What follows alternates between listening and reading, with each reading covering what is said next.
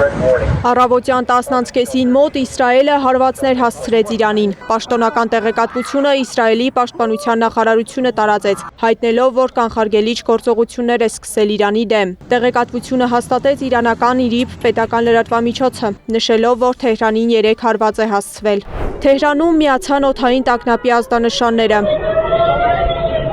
Թեհրանին հարվածները պատահական չէին, թիրախը ղեկավար կազմներ։ Մահափորձ տեղի ունեցավ Մասուդ Փեզեշքյանի նկատմամբ, Ալի Խամենեին տեղափոխվեց անվտանգ վայր։ Մեկ ժամ անց Դոնալդ Թրամփը իր Truth Social էջում հայտարարություններ հրապարակեց։ Պարզվում է, Միացյալ Նահանգների նախագահը դժգոհ է Ժնևյան բանակցությունների արդյունքներից։ Ամերիկայի Միացյալ Նահանգների համբերության բաժակը լցվել էր Իրանի հետ միջուկային հարցի շուրջ բանակցությունների հարցում, ուստի մենք ստիպված էինք սկսել ռազմական գործողություն։ Իրանը ի պատասխան Իսրայելի հարվածների 30 բալիստիկ հրթիռ արձակեց Իսրայելի ուղղությամբ։ Հաջորդեց Իրանում ինտերնետի անջատումը, հասանելիություն չկա Իրանի հայ համայնքի բնակչությանը։ Իսրայելի վարչապետ Բենյամին Նեթանյահուն հայտարարություն տարածեց. Իրանի դեմ գործողությունը կտևի այնքան ժամանակ, որքան անհրաժեշտ է։ Միացյալ Նահանգների ռազմական գործողությունը ստացավ էպիկական ցասում անվանումը։ Երուսաղեմում ևս միացավ օդային տագնապի ազդանշանը։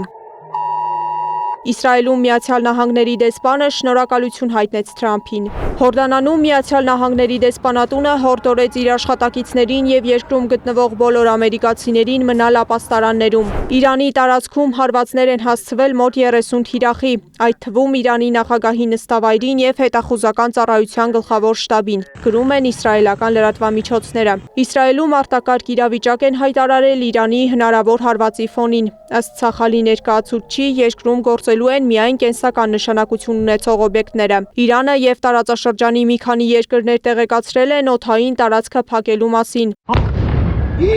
Սեդա Գյուրեղյան, Աշոտ Բարբարյան, ABC Media։